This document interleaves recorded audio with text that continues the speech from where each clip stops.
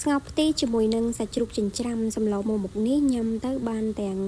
រសជាតិឆ្ងាញ់ហើយបានទាំងវីតាមីនទៀតបងប្អូនហើយបើសិនជាស្ងោរដាក់តែផ្ទៃមួយមុខមើលទៅវាមិនសូវជាទំនងហើយរសជាតិហ្នឹងក៏វាមិនសូវជាឆ្ងាញ់ដែរអញ្ចឹងហើយខ្ញុំក៏ទិញបន្លែពី3មុខទៀតយកមកដាក់លាយជាមួយដូចជាផ្សិតចំបើងការ៉ុតហើយនឹងស្អំយើងស្ងោរលាយបន្លែច្រើនមុខអញ្ចឹងវាមានពណ៌ចម្រុះគ្នាមើលទៅវាកាន់តែទំនងហើយរសជាតិហ្នឹងក៏វាឆ្ងាញ់ទៅតាមនឹងដែរឥឡូវនេះខ្ញុំយកសាច់ជ្រូកចិញ្ច្រាំដែលបានចិញ្ច្រាំហើយនឹងយកវាមកលាយគ្រឿងផ្សំហើយសាច់ជ្រូកហ្នឹងខ្ញុំទិញយកសាច់3ជាន់ណាវាមានជាប់ខ្លាញ់ជាប់អីបែបហ្នឹងពេលដែលយកមកស្ងោរទៅបានធ្វើឲ្យបន្លែទន់ឆ្ងាញ់ខ្ញុំដាក់អំបិលបន្តិចទឹកត្រីម្សៅស៊ុបប៊ីចេងហើយស្ករវិញខ្ញុំដាក់ស្ករត្នោតដោយសារតែនៅផ្ទះអស់ស្ករសហើយដាក់ម្រេចខ្ទឹមសចិញ្ច្រាំហើយនឹងប្រេងខ្យងហើយច្របល់ឲ្យវាចូលជាតិគ្នាសព្វល្អអញ្ចឹងណាបងប្អូនចាឥឡូវនេះគ្រឿងក្រៅបន្លែសាច់សម្រាប់ស្លហ្នឹងបានត្រៀមរៀបចំរួចរាល់អស់ហើយ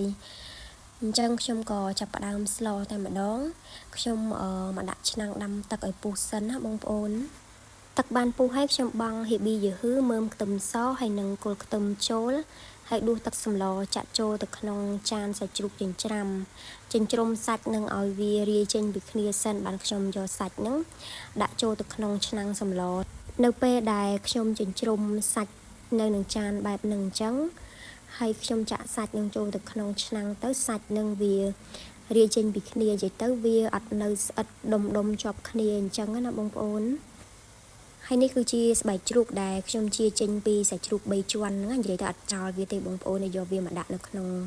ឆ្នាំងសម្លយើងវិញមកដើម្បីឲ្យកាន់តែជាតិហើយដាក់ការ៉ុតចូលបន្ទាប់មកបង់គ្រឿងផ្សំ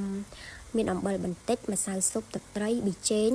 ហើយខ្ញុំលួចស្ករត្នោតចូលតែបន្តិចនិយាយទៅអស់ស្ករសបងប្អូនអី